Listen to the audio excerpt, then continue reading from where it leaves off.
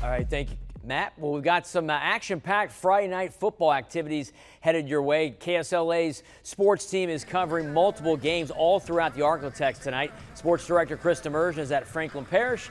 They'll be duking it out with Calvary Baptist, or they're actually Calvary Baptist hosting Franklin Parish. Andrew Wellmann is covering Haynesville versus Homer, and Denver Kay is in East Texas as Texas High faces Fayetteville out of Arkansas. For now, let's check in with Chris Demirdjian and talk more about that big Calvary-Franklin Parish matchup. Chris, going to be a great one.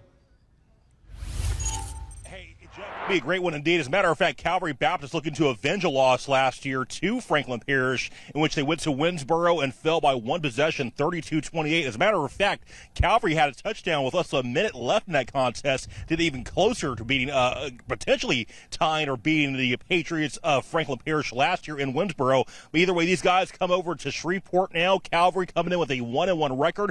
The Patriots, led by Adrian Burnett. If you know high school basketball in the state, you know the name Jesse Burnett, who won a lot of state championships with Carroll years ago. Now his son Adrian Burnett, the head coach for Franklin Parish, doing a bang-up job over there. As a matter of fact, those guys are coming in with a 2-0 record, having gotten to win 48-7 last week over St. Fred's, and week 1, 52-0 over West Jefferson. So offensively, Franklin Parish is something to be feared on the offensive side of the ball. As a matter of fact, they have a senior named Malik Credit averaging 78 yards per carry for Franklin Parish so far. So either way, Franklin Parish and Calvary set for a big matchup this evening. And let's not forget about Calvary. They had a pretty big win over Oak Grove, 28-7 in week 1 to start the season, but unfortunately followed by a couple of touchdowns to Neville last week. So plenty of incentive for Ronnie Gewen and all these guys to go 100% this evening to get potentially hand Franklin Parish their first loss of the season, a team Calvary lost to in heartbreaking fashion on the road in Winsboro last year. We'll talk more about it all afternoon right here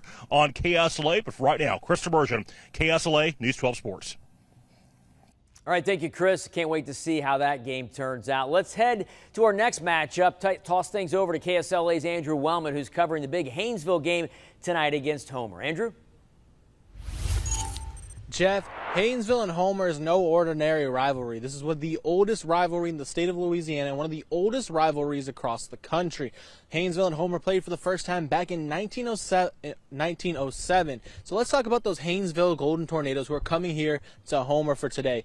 Haynesville is currently 2-0 and coming off a dominant 42-14 win over Harmony Grove. And the Tornadoes' offense and defense has been in control of all their games, and a completely balanced unit on both sides. And one of the stars on those Tornadoes rosters is Isaiah Washington, the quarterback is committed to go play at LSU. He plays both quarterback and safety for the team, and even returns kicks. He's an explosive player. You get the ball in his hand, and great things are going to happen for the Tornadoes. But now let's talk about Homer's hosting this matchup. Homer's looking to get their first win in this series since 2022, and you know what? I think they got a chance here today. They're coming in 1-1. They've got their first win over Houghton on a 36-34 win, but offense did struggle last week against Mendon in a 28-0 loss.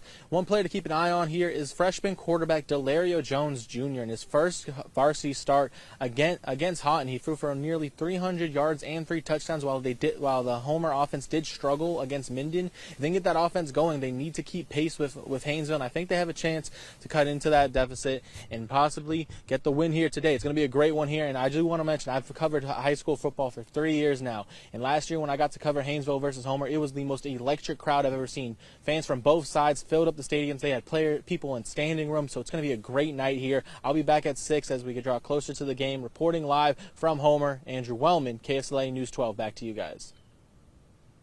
All right, thank you, Andrew. We've got one last game to check in. It's in East Texas. It's Texarkana, where Texas High will play host to Fayetteville out of Arkansas. Denver Kay is live. Denver? Hey, Jeff. Everything's going great out here. Fayetteville got here about 20 minutes ago. I've seen a little bit of warm-ups, whether it be, running on the field or quarterbacks warming up, getting ready for pregame. But I'm starting to feel something here. They got the music going. They got the mic checks going. Fayetteville coming in as number 4 in Arkansas, the entire state of Arkansas being number 4th. I'm ready to see them play. I'm ready to see what they can do. Because so far this season, their quarterback, Hank Hendricks, has had 6 passing touchdowns. Now, that's just him alone doing his work, along with Katavian Taylor, the wide receiver, only getting 2 touchdowns. Caleb Johnson, the running back, getting only 3.